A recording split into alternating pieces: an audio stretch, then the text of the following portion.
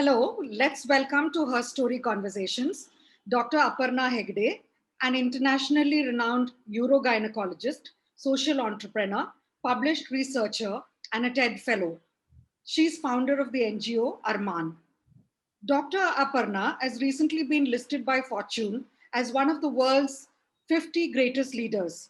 She ranks at number 15 and is only one of two Indians on the prestigious list, which features extraordinary achievers who stepped up during the pandemic to respond to the unexpected crisis. Welcome to Her Story Conversations, Dr. Aparna. So tell us, how does it feel on achieving this honor? Thank you for having me here. The honor is, something that I really I'm humbled by because of the fact that this brings attention to the work and also brings attention to the issue of maternal child health. As long as, this brings international recognition to how pregnant women, mothers and children need a better life and deserve a better life, I'm delighted.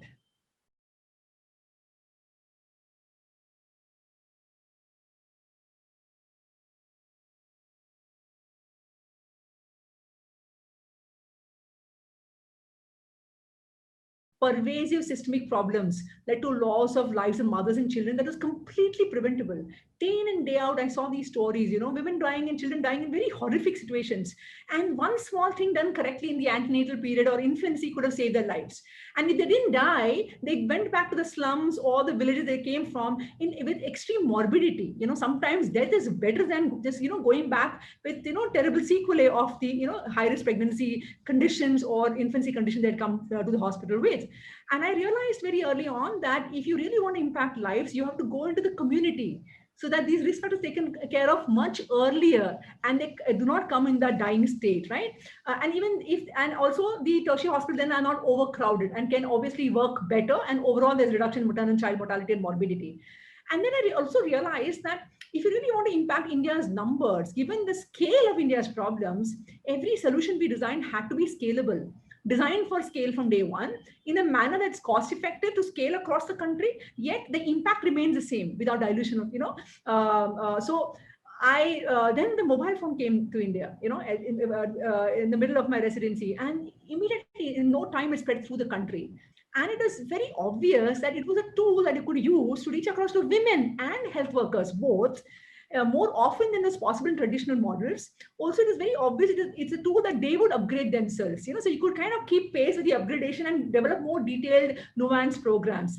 And that's how the idea of using technology came about. And so, while I was doing my residency and fellowship, and then when I went to US to do my fellowship in urogynecology, I built Arman. Take us through Arman's programs, Yeah. Arman's programs, its reach, and, where all have you impacted so far? Are you present throughout India? And what are the goals and what is the mission of Arman? Absolutely. So Arman's vision overall is every woman empowered and every child healthy. And our mission is to leverage technology to create scalable solutions which are cost effective to impact both healthcare seeking practices and, on the other hand, improve care access so that risk factors are picked up early, treated in time, and before it's too late. And that's our overall theory of change. So what do? We have a whole cornucopia of services on the information side. So our main programs, Mitra and then Kilkari, in collaboration with the Government of India, are free voice call services, right? So if you go to government hospitals or even if you go to rural India, women do not get any counseling because it's too overcrowded, or the ashas don't have time to go to the home very regularly, right? They can only go once a month or so. But through a phone call, you can reach across to them more often, right? So and almost everybody has a phone at home. So what do? So these are free voice call services. They're timed and targeted to the age of pregnancy or age of the child. We enroll women wherever we can get them. So in the hospitals, we've got our health worker stations who enroll them, and we also have formed partnership with almost 40 NGO partners on the ground through their incentivize. We incentivize those health workers of those NGOs to go home to home, enroll women early in pregnancy. So then literally twice a week in pregnancy and twice a week in infancy, the women get voice calls. Literally in their chosen time slot and language preference. We have 3 tries for every message. And there's a missed call system, right? So that if you missed any call, then you can call back and get the call that you've missed. We also have a call center. They can call back for any query. So we literally handhold women through pregnancy and infancy. Now, this is on the voice calling side, right? On the health worker side, Mobile Academy is a program for ASHA training. It's the only refresher training that ASHAs undergo. There's an ASHA in every village who's a village health volunteer. And so it's a mHealth based, mobile health based refresher training where, you know, they call in and 4 hours of content, right? So 11 chapters, 4 sections to each chapter. There's a quiz at the end of it. And there is, you know, and the bookmarking system. So they can log in and log off wherever they, you know, want to. Now, these programs, Kilkari and Mobile Academy are in 14 states currently in India. So overall, our voice calling service have reached around 24 million women. And our Mobile Academy has trained over 173,000 health workers. Lastly, we have a whole program in Telangana where we are doing end-to-end integrated high-risk pregnancy management. So, you know, the whole mortality of mothers and children often happens because high-risk factors are not picked up in time, not referred in time. There's no closure of loop of care. So we're doing a very comprehensive program in Telangana where not only are we creating protocols for each level of the cadre, we are training them. So there will be right now online Zoom training is going on of the super specialists, the medical officers, and the auxiliary nurse midwives. Then we are going to have a learning app with multimedia content, two-way communication. So as I can understand, the impact is far-reaching, yes. And it is focused on reaching tech to the underserved. So can you illustrate with examples the far-reaching impact of Arman? Absolutely. Firstly, we are tech-enabled. We are not alone, tech alone. So we call it tech plus touch. Technology allows you to reach across to women more often than traditional models, but yet we have a human interface. You know, women enroll ASHAs in the villages or health workers in the villages, or there is, you know, a call center. So there's always a support, right, where they can give feedback, ask questions, etc. But then, you know, it's not as expensive as completely traditional models. Now, the impact has been really far-reaching. So we've always started our programs through trials. So we did a randomized cluster trial in rural Maharashtra, supported by DFID UK, that clearly showed that when you inform women, they not only listen to it, there's knowledge recall, and there's behavioral change. They adopt healthier behaviors that leads to healthier health outcomes. So, you know, in our study at Osmanabad, Solapur, Washing, we showed clearly that our voice calling services led to increase in number of women who, you know, had iron pills. It's supposed to take 100 iron tablets throughout their pregnancy. So there was almost 25% increase in women who took iron tablets. If you look at, and there's so many other indicators on breastfeeding or, you know, that improved. And if you look at the, you know, health outcome with the child, we found that, you know, tripling of birth weight, right? So there was almost a 20% increase in the number of infants who tripled their birth weight at the end of 1 year. As opposed to women who didn't get, you know, these services. And on the health worker side also, there are enough studies that show that the learning, the absorption, and the implementation in their work is much more after the Mobile Academy training. But the one thing I really want to tell you is this, you know, as a typical doctor, I wanted, you know, voice call our services to kind of inform and lead to healthier behaviors. But the one important, you know, improvement that's happened, and that's really blew my mind, is empowerment. You know, the thing is that women have it within them, right? They know what is right and wrong. And these are women who are smart but don't have the, you know, means or don't have the privilege. But the minute you have an elder sister voice going in, informing them on how to take care of themselves, the small things, you know, that matter to you and me, right? Because voice calling service going every week allows you to not only give the big picture information, but also the small things that bother them, like you and me, right? Like how a child growing inside of them, when the child understands color, psychosocial stimulation of the child, you know, all of these little things, how the child is growing inside of the womb and the fingers when they're growing, etc. Or why do I feel like eating mud? When you give that kind of emotional support, they grow, you know, they come into their own. So we've seen this empowerment angle that's far-reaching. The COVID-19 pandemic has stretched the healthcare system completely, right? What has been Arman's initiatives during the pandemic? You know, Arman already had a network in place. Right? So the way we work is not only tech plus touch, but we also leverage existing health infrastructure. So already Arman had this whole collaboration with Government of India and almost 40 NGOs on the ground. And we have technology, right, enabled solutions. And during COVID, what happened is hospitals shut down suddenly, or became COVID centers, or pregnant women and mothers couldn't, come out of the hospital because the slums were the containment zones and there was no public transport. Overnight, our digital health programs became really useful. And because our tech platform is very nimble, we could repurpose it, within a matter of days to create 4 programs. The first of which was a virtual clinic. So we have a call center, but the calls that started coming in were of, medical degree, right? I mean, we needed doctors to kind of answer them. So we had a virtual clinic, which provided antenatal care in the morning times and pediatric care in the afternoon times. Anybody could call in from anywhere in the country, and there's one number. And we really had, we could take almost 100, 200 calls per day, right? So that is still existing, the virtual clinic. Second thing is, because we also had a whole network of health workers on the ground that we have a live database of, we started sending content to them. Like if the government needed to inform health workers about something new, like for example, a new health insurance scheme for them, or how to manage in the post-lockdown phase, or how to manage stigma, then we were sending content to the health workers in rural India. So over 800,000 health workers, doctors, auxiliary nurse, midwives, and ashas we send information to. And also because we have a live database of pregnant women and mothers, we're sending them COVID specific information, because pregnancy and infancy are vulnerable periods and things are changing very, soon, dynamically, right? So every 6 weeks, we will be changing our content, and over 300,000 pregnant women and mothers, we're getting COVID specific information in addition to our other content, Lastly, we were also providing logistic support. So over 67,000 women, we provided logistic support, where where to go for an ultrasound, how to get an ambulance, which hospital is working, where do I go for my delivery, right? So all of this support was provided by a call center. So despite many initiatives by the private sector as well as by the government, healthcare remains, healthcare remains riddled with many problems and challenges in India. Especially women and children bear the brunt, because there's little to no awareness in a lot of places. So awareness is key, right? So what can be done in this regard? And, how can we get women to adopt healthcare measures?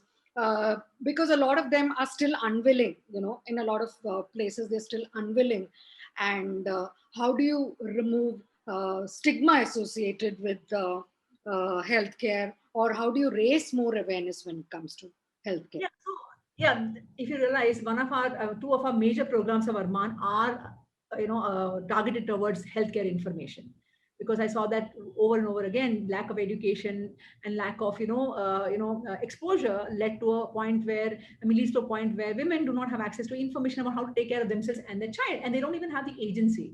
Right? It's like you might have the information but not have the agency to be able to act on that information. So the main thing is that it's very, very important that you need to increase. See, we have our voice calling services, right? So we have all our tech-enabled voice calling services that reaches women directly in their homes, and it complements hospital-based services, right? Because it makes them come back to the hospital, access care. So of course, technology enables you to do these programs, but overall, there's an important need to do two things. Of course, look at every program from a gender lens, so that women, are unable, help to kind of develop agency to kind of act on that information and take care of themselves and the children. Secondly, primary healthcare has to improve in the country, right? So coming to your personal life, so how do you manage being balance being a doctor and entrepreneurship? Both are disparate worlds, right? Yeah, so I tell you honestly, for me, they're not disparate worlds. I couldn't have done this one without the other. I'm a full-time practicing doctor. I'm a urogynecologist.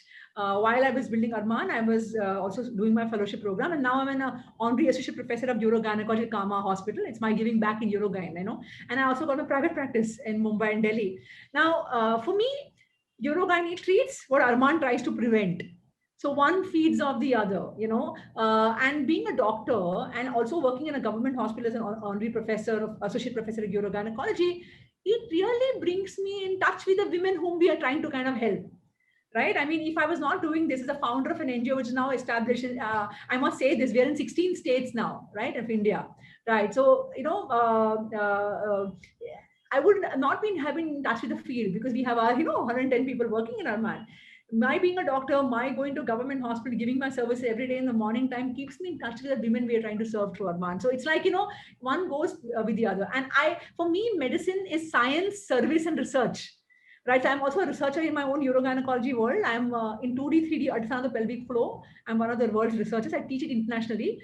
So all of that are different parts of me. And if I didn't have one part, I wouldn't have been able to do the other two parts well. In fact, my research capabilities has helped Arman, because Arman is very evidence-based. Everything we do is based in research, right? So all of that has come from my, upbringing in medicine as a researcher, and obviously always following evidence, etc. So one thing leads to the other. It can't happen independently of the other.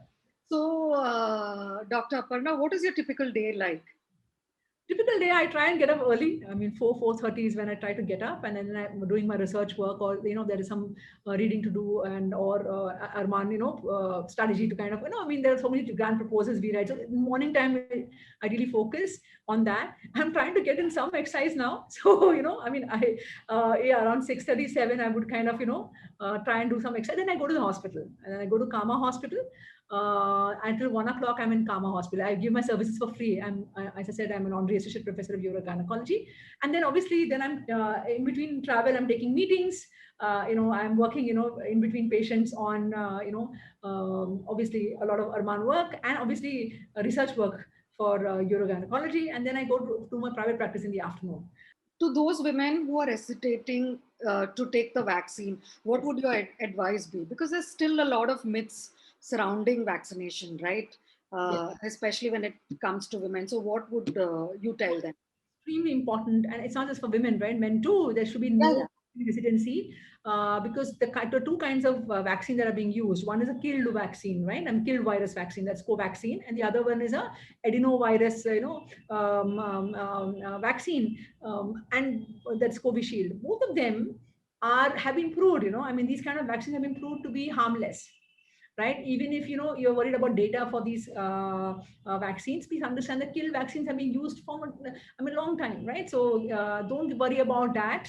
And yes, there are some side effects being reported, but they're very rare, right? They are rare cases where and if you look at any drug you take, right, even if you take an aspirin, there are other side effects. You don't stop walking on the road because there might be an accident. It's something like that, right? So it is extremely important to take a vaccine. Why? Because as of now, vaccine is the only prevention and treatment, literally.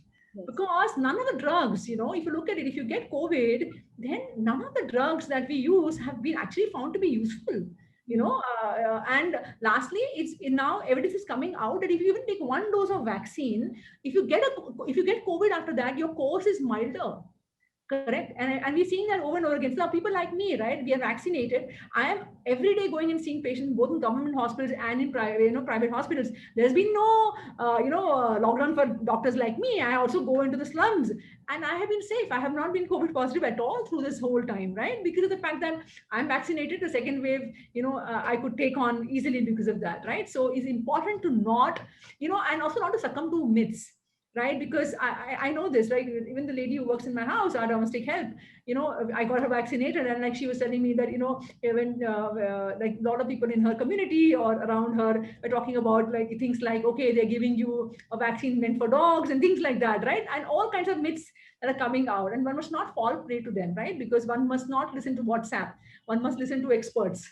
And finally, what are your plans for Arman going forward? Yes, so plans for Arman, right? So for me, I'm extremely lucky to see something that you dreamt of has come to this point where we are in 16 states of India, and we've and now hope is that in the next 5 years we go through the country. Literally, our hope is that every year 15 million women get the information services, and on the other hand 1 million health workers are trained through the country, right? And we also want to build very in-depth programs. So on the information side, we want to create a pyramidal structure, literally, where low-risk women and children get access to the voice calling services. If you're high risk, or if you have access to smartphone, we have more hand-holding, we have more multimedia approaches, more, you can reach out to us for feedback or WhatsApp support anytime you want, so a two-way communication, right? On the hand of, so that we, give more attention to women and children with more high-risk factors.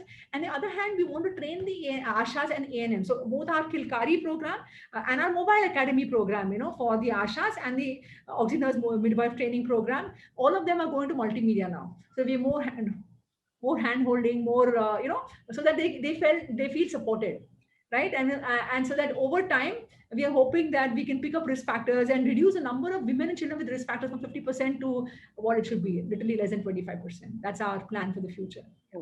Wonderful, Dr. Aparna Hegde. More power to you and the work you're doing. Thank you for joining Her Story Conversations. Thank you so much. Have a good day. Thank you. Thank you.